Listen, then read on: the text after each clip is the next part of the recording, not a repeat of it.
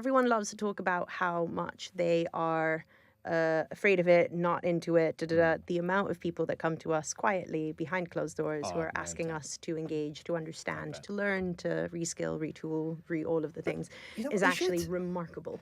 Sarina, thank you so much for joining us on AI Haven't a Clue. How are you? Good. All good on this side. How have you ended up sitting here working in kind of AI creativity? So I'm Executive Creative Director at Particle 6. My background is actually architecture by way of brand and storytelling and experiential, and then finally advertising. So I've always had a curious creative mind, and this has led me to AI. I mean, when things happened or when AI started coming onto the scene, I was pretty early doors in the this is going to change the game. How early doors? Do you remember a year? Do you remember a time? ChatGPT 1, maybe, probably. The intern phase of it. And sort of have been exploring it ever since. Particle 6, you mentioned, where you currently work. What do you do? What are you guys up to?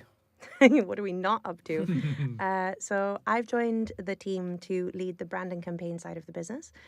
We also do film and TV, and we look after Tilly Norwood. All of that is 100% AI. So we are officially an AI creative production studio. Lots to dive into. Where do you want to start, James? You can't skirt around it. It's kind of the elephant in the room in a way. But you mentioned Tilly Norwood. We've talked about various episodes on this show. I guess for the uninitiated people listening, tell us about Tilly. Who is she? Where was she created? Tilly was created about a year and a half ago, maybe 2 years ago now. So she is 2 years old. She is the world's most famous AI actress. Eline van der Velden, our CEO and founder, created her originally because Eline was an actress herself and wanted to see where the tech was at the time. And we've been using her as a creative platform ever since. So we like to say in the office that Tilly is our creative playground. So whenever new tech comes about, we push something new out. So we use Tilly as the vehicle to test and learn and create. Where have we seen this brand? Like, where has Tilly existed? What is I was about to say she. You called Tilly a she, didn't you? Yeah, we refer to her as she. She's got a mind of her own every once in a while. Where has Tilly turned up? And kind of have they been used in brand deals? Where are they? So Tilly lives in the cloud. We like to joke about that. She eats cookies, and we have a lot of little quirky sense of humor bits that we like to play around with Tilly. Tilly is an AI actress. She works as an actress in AI films. She is currently working on her feature film, Misaligned. I do keep saying she as if she is an entity unto herself, but there's a group of at least 20 people who are responsible for Tilly at all times. Wow. People behind. What are they doing? So the common misconception, right, is that you press a button and Tilly appears. And Tilly is made up of thousands and thousands of iterations of pieces of different visuals that have been put together where we've refined and refined and refined. Tilly doesn't look the way that she looked a year ago because the ability to keep improving her is part of the reason why we keep playing with her. We decided on her freckles. We decided on the shape of her nose. And it's hilarious to me when people say, "Oh, I look like Tilly." We're like, well, that's genuinely impossible because each part of her face is constructed from different prompts.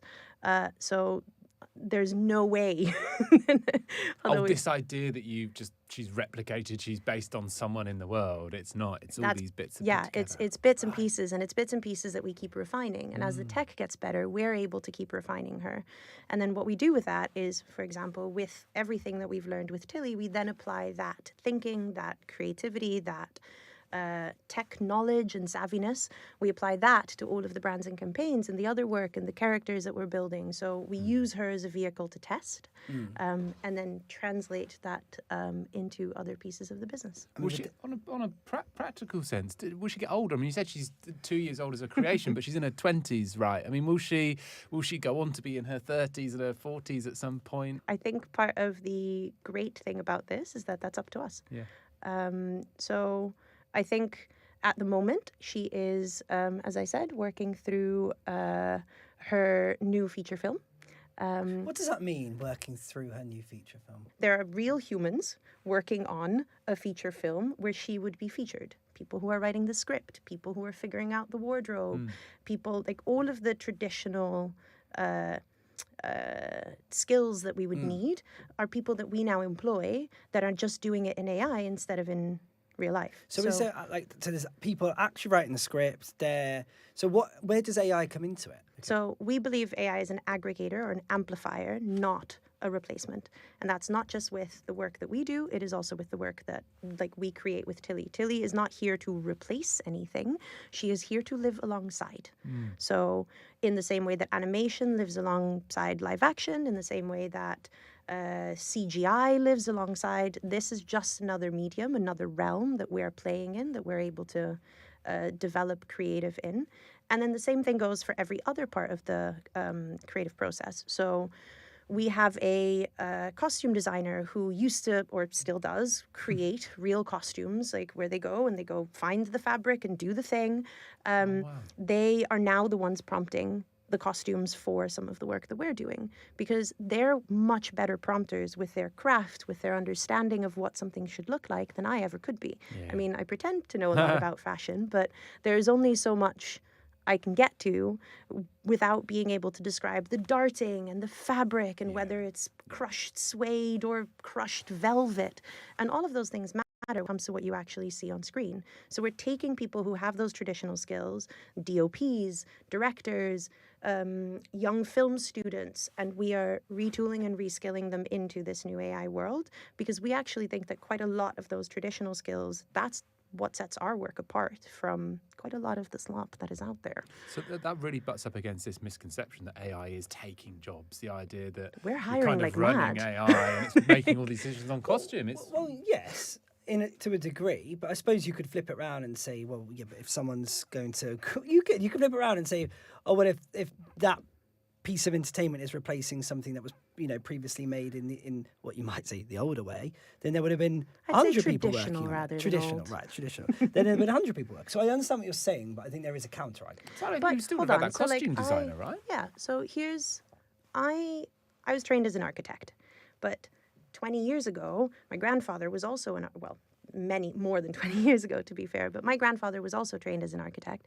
They had draftsmen and drafts tables and 60 men in suits on paper drawing buildings. And at some point that shifts, right? And that doesn't mean that now people don't work in architecture anymore. They just learn a different tool. And so and if you wanted to sketch a building, you still can, but the average person uses CAD or a different rendering system. And so this, from our perspective, this is just another tool in the broader toolbox, in the same way that people will still take pictures of real things. When you talk about using Tilly as a bit of a playground to kind of influence the other work that you do, tell us about that. How do you, what are you doing there? What are you learning? How are you applying it? Fair. So for brand and campaign, I think in the advertising realm, I think that's probably one of the biggest opportunities, or we think it's one of the biggest opportunities for using AI and creating ad content for a couple of different reasons. I think the first one is I come from advertising. I know what these things cost and what a 30-second ad spot would cost to create, the time that would go into it, the levels of testing you'd have to go through. We created a Christmas ad in 6 weeks.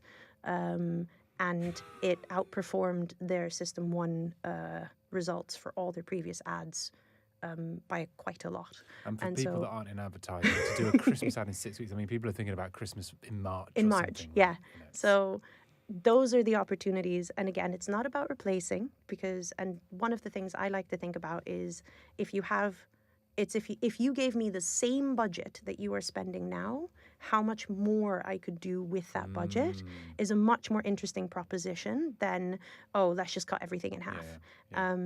It is allowing you to lean into the creative ambition, those ideas that every creative has always wanted to create. And somewhere down the line, someone would go, we don't have the budget for that. And now those are the ideas that are possible. And to me, that's super exciting. Let's spin it around then. So you mentioned that Christmas campaign.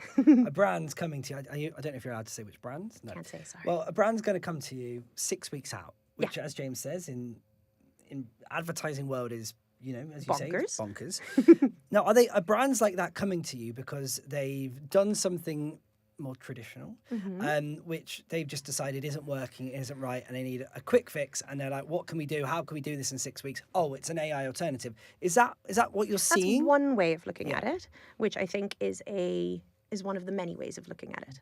I think there's a lot of brands that are coming to us and going, what is possible with AI? Like, what are really well and truly my opportunities? And part of the reason why they're coming to us is because there are quite a lot of cowboys out there who go, well, anything is possible. And I created this in my basement in 24 hours. And versions of that. We're a business set up to be compliant, to make sure that things are brand safe, that everything is safeguarded and considered. Those are also things we learned from Tilly. Or when we were working on Tilly, right? So that's one of the things that we then apply back into the system, which is recognizing how to keep things ring-fenced. The other thing they come to us for is they go, right, like we want to see if what you are capable of, is it able to give us the same emotional resonance or the same, like, hit you in the feels as a traditional production would. We go, yeah, and we can. Or they come to us because they go, I really wish I could do a story about a wolf and a dog on top of a mountain in Lapland, and there is no way that I would be able to afford that with CGI or any other traditional means. And so, can you guys help? So, there's different reasons that people are coming to us to look at things, and I think that all of them are interesting and valid and things that we're exploring. We had a guest on the show called Janine Wright, and she works at this company, which is, I think, basically creating. We have had many arguments about this because I think that company is essentially creating a load of AI slop because they are using generative AI to pump out thousands of podcast episodes a day. That is the opposite of what we do. That's what I was about to say. This feels like a very different approach where you are, correct me if I'm wrong, but you're using it more as a creative tool, but you're taking kind of care in the craft and the output. You don't do any of that, do you? You're not just pumping stuff out there based off Absolutely prompts. We could, if we wanted to.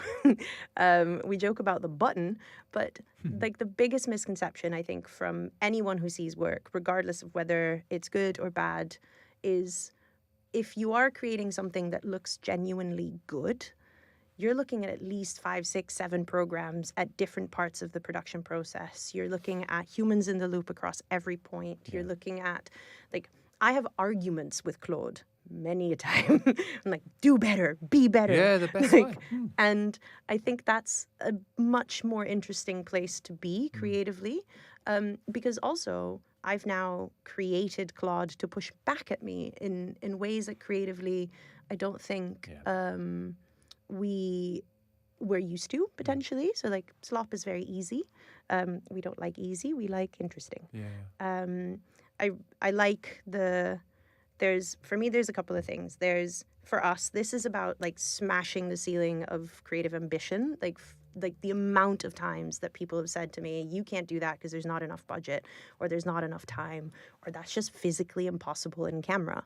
And for us to be able to do that now is great. What about when you're down the pub with your old creative agency buddies and maybe they're still doing traditional things? Are you getting a lot of heat from them? Are people kind of poking fingers going, you're not, this isn't helping us? Is there that sort of thing you come up against? Yeah, and then I show them what we're working on and they go, Why? Why are they saying that? Because it's good. So are they worried? No, because I think that, again, for me, honestly, it is about seeing the opportunity that this is, the opportunities that this is opening up, that bright-eyed and bushy-tailed moment where you go, remember that thing you really wanted to do? Like, we can do that now. Yeah. And that is actually a really nice thing for people to engage with. The other thing is, some people are always going to be naysayers.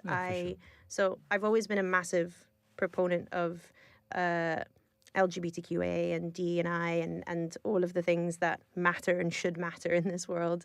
And a brilliant strategist once, like, that I heard speak about this, once said, your job is not to convince the people who are so far gone that, like, nothing you say to them is going to matter. Your job is to convince the people on the fence. And I think that this is probably within the same realm, which is if you are so far away from believing that AI is the devil and the end of civilization, then it is not my job or our job to convince you otherwise. All of the tools that we use are publicly available tools. We have a small layer of proprietary workflow that we put over the top of it, but technically, with the right skill and the right chutzpah, everyone could be doing what we're doing. So we also believe in the democratization of all of this. This isn't a black box. Yeah, I was like going this to ask, isn't is it a gatekeeping thing, or is it kind of not like at a good all. to We look at? believe that this is about showing the industry what is possible with the tools, embracing it.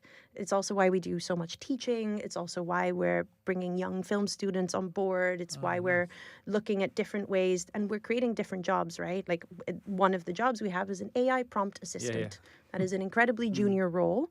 It's the equivalent of what would have been sort of intern supreme. And it's a new space, right? It's someone who would have potentially been a young copywriter who now is an AI prompt assistant and is learning how to craft those prompts in a different way. We're looking at assistant AI editors who, when you generate something with AI, it takes an entirely different skill to be able to edit those pieces of content together, because you're only really getting 15 to 30 seconds of useful content at any point. So you don't have rushes that are endless, for example, that you're stitching together. So you have a different pool of things that you're working from. These are all new skills. These are all new things that people can start to learn, that we are actively embracing as part of the process. I'm saying this as a compliment to to the fact that to the fact that clearly, as you said, you show other creators and they're like, oh my goodness, that's amazing. Do you not think people should be worried? Because ultimately, as you say, it looks amazing. People are telling you it looks amazing. As you say, it's being delivered quicker, cheaper. Brands want it. So should people not be worried? Worried about what?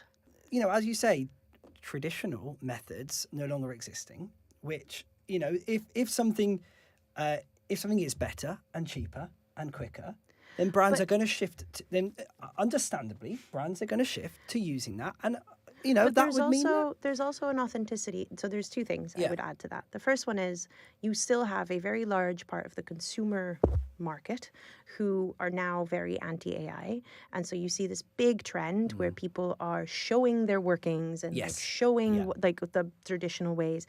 And so again, it kind of feeds into what I said before, which is we're not replacing, we're adding. This is a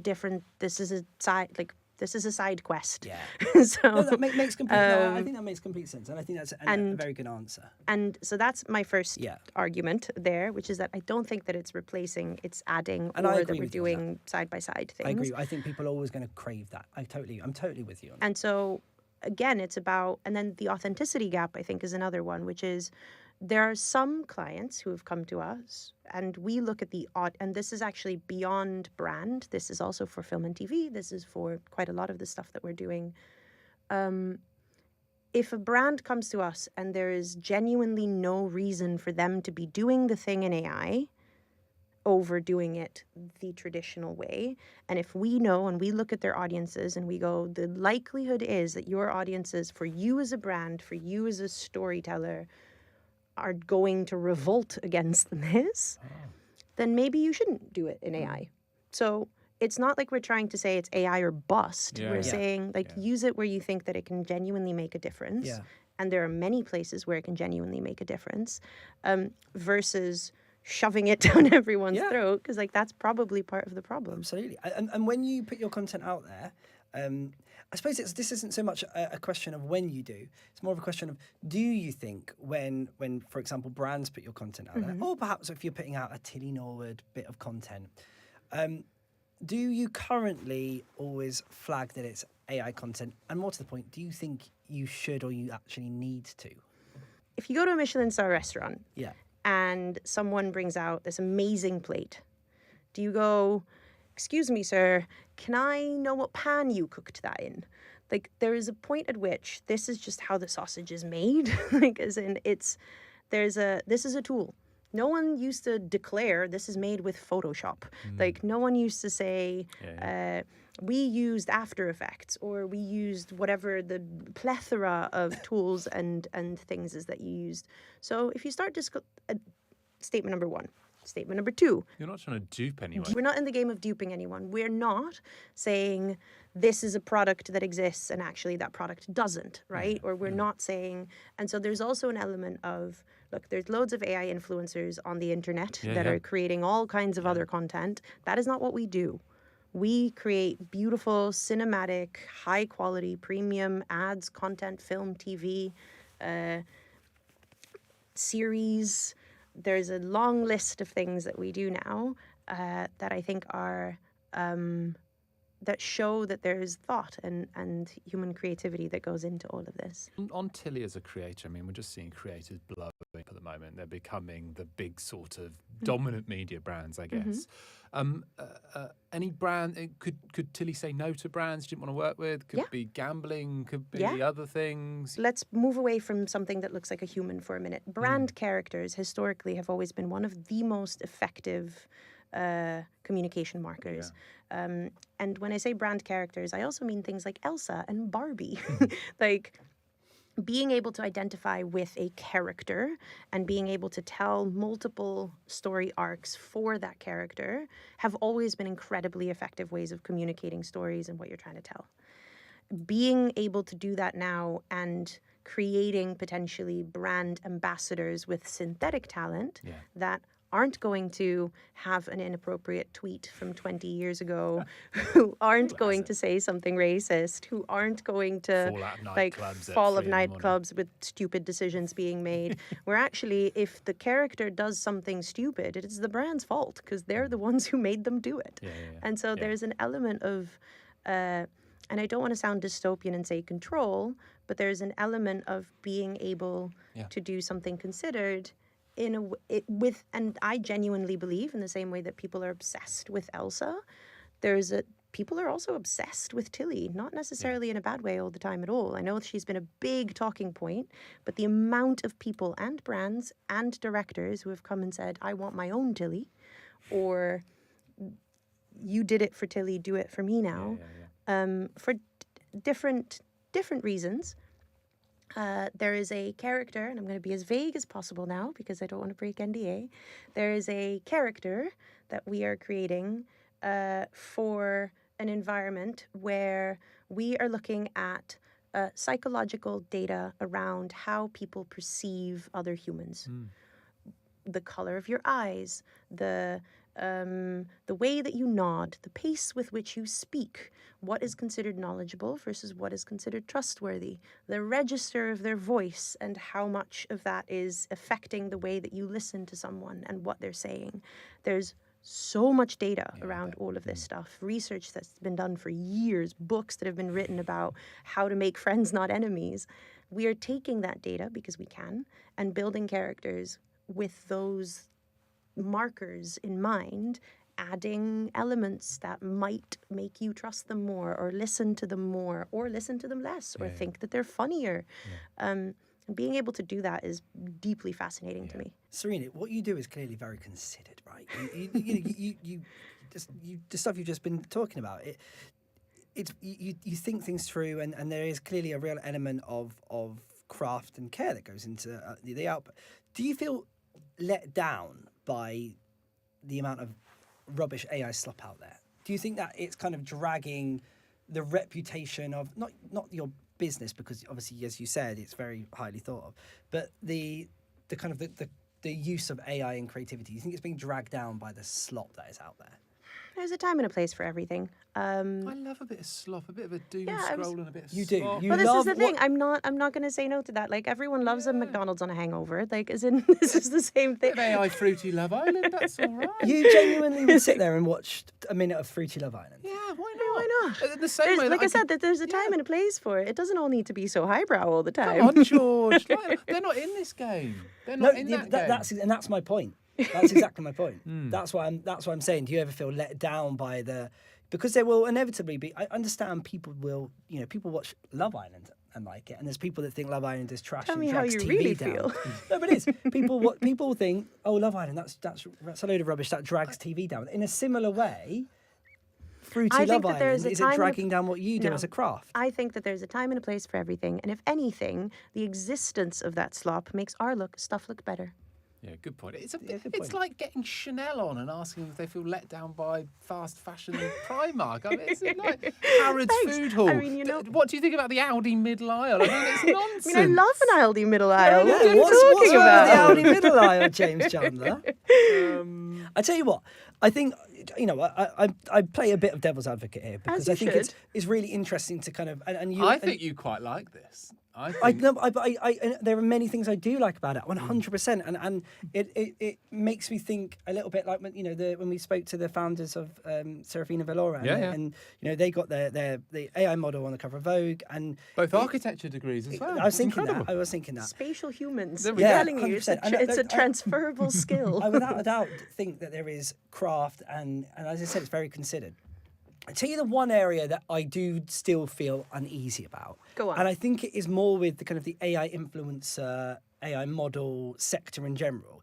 I think there is, in my view, I have a concern over the whole kind of beauty standards thing because I think these. I don't disagree with you, by the way.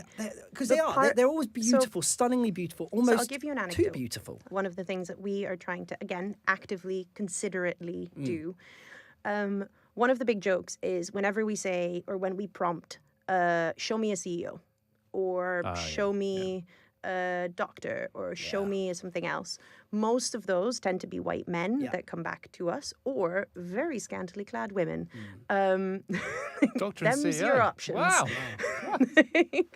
And so what we actively do, and because we are technically super users, because we are creating quite a lot of content, we are always within the realms of AI, we are actively unprompting that, right? We are saying no. So the same way that you are trying to sort of disavow biases that AI has, we are very, very conscious of what those biases are, and we are actively, in pretty much anything that we do, trying to break those. So if you look on our website as well, you'll see some of the characters that we are creating. They are obviously a much more broad representation of British culture, of different genders and backgrounds. And so I think that is such an important part of, again, the people behind the tech. Those are decisions that we're making. Yeah. And I applaud you for doing that. Genuinely, I do. I think it's really important. I still think, I think back to the should we flag things at AI content, and I do get your point. On the other side, if characters are like beyond beautiful, they're almost perfect, maybe it is important that we do flag that it's AI, Sure. because there's young people that look at that and go, oh, But- how do I look like But that? you Well, asked whether can't. our content No, needed to be flagged, absolutely. and considering we are not out to dupe Completely, anyone, then and it's a different thing. I That being absolutely said, recognise also that. because it is official, I genuinely also back any legislative decisions that are made to not dupe people. I don't believe in 100%. so if that means that we need to start declaring that it is AI, then let's go. As in, it's as long as the over, there's always going to be bad actors, as they say, when it comes to lots of different things on the internet, unfortunately. I can very comfortably sleep at night that we are not part of the problem.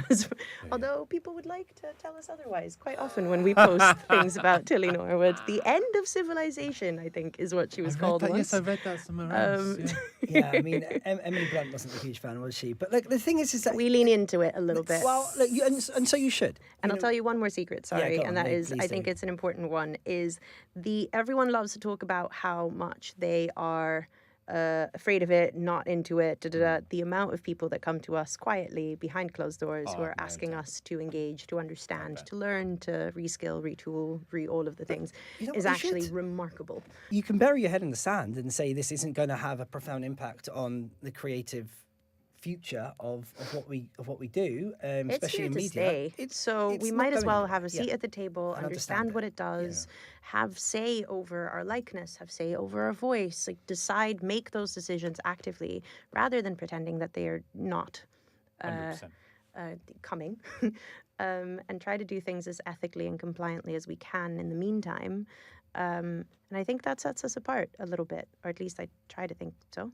And I think if every outlet in this space kind of took a considered and measured approach as to what you guys would do, I don't think that the kind of the ethics around AI and creativity would be the waters would be as muddy as they are, right? Yeah. So we absolutely applaud you for it. And also, Sarina, thank you for coming on. And the questions I've asked, because I think it's important to discuss this as a space. Absolutely. But I really appreciate you giving us such amazing answers to a lot of those questions. Before we let you go, we do something at the end of every interview where we play a game called ChatGPT Roulette. Now, James and myself, Oh, it's bad.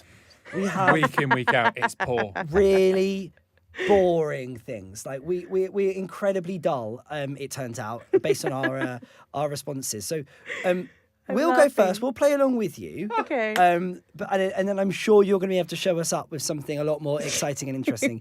James, over to It's you. got to be the last thing that you've searched for. You can't be going through a thing. I asked, what's the best type of magnesium? Because there's loads of out there for sleep. Magnesium glycinate, apparently. There's loads. Yes. Don't want your citrate. You don't want the other Gives you ones. crazy dreams though, Yeah. if you take it just before bed. And I was in Boots, took like a picture, cheese. found the best one for me. Honestly, it's like the strongest cheese ever. When I take, well, I don't know if it's just me. Maybe it's just we'll have to ask chat. But when I take it before bed, I'm like, woo, the next morning. Sounds like a good time. What have you got for us this week? You wouldn't believe me if I told you. There we go. Recipe, food. No. Right. So this is a strange one. So I do a breakfast radio show. It's for young people, young families. We had this A little bit of self-promotion self-nom, yeah, right it is. there. It is. Fun Kids Breakfast. Listen wherever you get your radio. So we had this weird song on, which was a parody of Olivia Dean, "Man I Need," but it was taco meat. Taco meat, taco meat. Very strange. So I said to the listener, everyone listening, if you could pick a song and you could parody that song, what would it be about? Someone got in touch to say, Harry Styles, I would change American Girls to Amazing Chips. And we've turned that into an actual parody, and chat helped with some of the Well, lyrics. there you go. Love that. And this is Mr. AI Slop, everyone, who wants to I get rid of the AI know. Slop. There he is. I used Another it one on as the a scrappy. AI creative music is- sounding board. AI music is one of the most, in my opinion, like that is the next frontier. The stuff on Suno is amazing. Like the capability, how fast these models. I'll tell you can one do thing. stuff. I recently, unrelated to your ChatGPT question, which I will answer Yes. shortly, I was listening on Spotify to something, and in my weekly update, sort of new artists, something came up, and I was listening to it, and I was like, shit, this is a bop. Went to look her up because I wanted to go see her live. Turns out she's AI. Don't need the labelling. Well, So that was Tell us, Sarina, sorry, before we do that, can I point out, because I think you got the end of the stick here. It was lyrics. There was the AI did not generate the music. But AI doesn't generate the music anyway. You're still going to need someone to prompt it. This Sure, is the misconception, right? Is Okay. you generated the lyrics on ChatGPT, then you or someone like you Yes. needs to go on Suno and go, I would like this Yes, to I'm with sound you, like yeah. da da da da da. I just wanted to beyond James to that, realise. I wanted James to realise that it was me singing and not AI. Okay. Thank Right. you. Thank you. Serena, tell us the Sorry. last thing you've searched for in your. It doesn't have to be chat. LLM of choice. I am going away to Italy in a couple of weeks. Nice. Lovely. And I've told it what I want and where I want to go. So I've said I want 4 days in Turin. These are the things I'd like to do. Throw in a vineyard. Casual.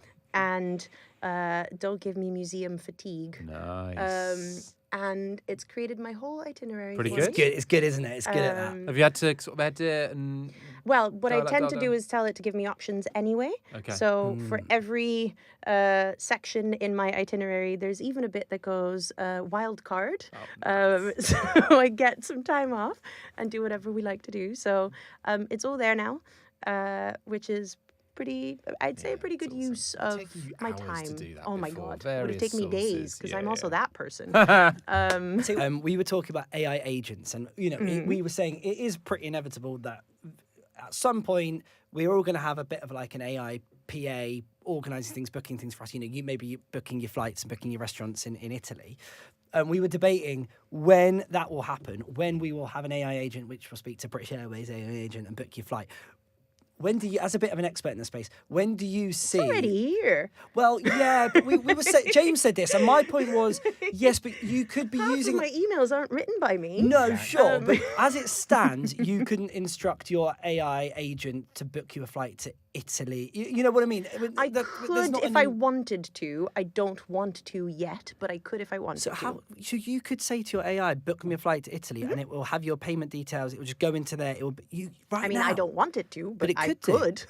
That's interesting. But when do you think it will be kind my of emails- commonplace that we've... I'll give you a smaller version of that example. My emails are, whenever an email comes through, it automatically drafts a response for me. I then go into the drafted response, which is based on all of the emails that I've written in my professional inbox. So it knows my tone of voice, it knows what I'm trying to do, it checks my calendar to see if I'm available on the day that you're suggesting that I should come to this podcast. It then gives me a draft. I read said draft. It doesn't just send it because I have that toggled off where I've said, I want to see it before it goes. I'm too much of a control freak there, but I could. And I go through all of it and then I go, yep, no, yes, no. I delete the bits I'm not keen on and then I press send. That multiplied by 1,000, right? Think about that at every point in your life. And the way that we say we're a small team at the moment, small and agile, but we are all three, like multiplied by 3 of who we are. Mm-hmm. So we operate as an agency or as a studio that is at least 3 times our size, purely because of the smaller efficiencies like that we put in at every point of the process. So imagine me not spending 2 hours doing emails because those are all drafted. I go through all of my emails in 15 minutes and say yes or no to them. That is 2 hours that I could be working on creative. Yeah, And nice. so if you do that with everyone in the team, from the finance team to the compliance team to the creative teams, like that is some pretty magical optimizations. Yeah, it's a that nice you can real life make. example. Actually, you hear all these examples about time saving, and but they're all kind of up here. But to actually hear someone doing it is fantastic. So no, it doesn't book my flights yet. No. Also because I want to... You're dumbfounded by this, I can tell, because you thought it was going to be 2 years. And just a straw poll of 2 have told you, Yeah, but I still stand by the fact I think it will be 2 years before it's commonplace. Right, That, okay, you know, that your commonplace, brother yeah. and your mum and your aunt Okay. are using an AI agent to book their holiday, but But they're your Right. mum their and your Pilates aunt class. are only just... I think we're in a bubble, mate. I think that there's still quite a large part of society that completely. hardly uses ChatGPT. Completely. We recently interviewed someone for a job who said, and when I asked them what they use ChatGPT for, the only answer they had was recipes. And so, It could have been me. And parody lyrics. But Sarina, I think you and I disagreeing with James for the first time this interview is a lovely way to end this. Thank you so much for joining us on AI. Thank you, it was brilliant. good.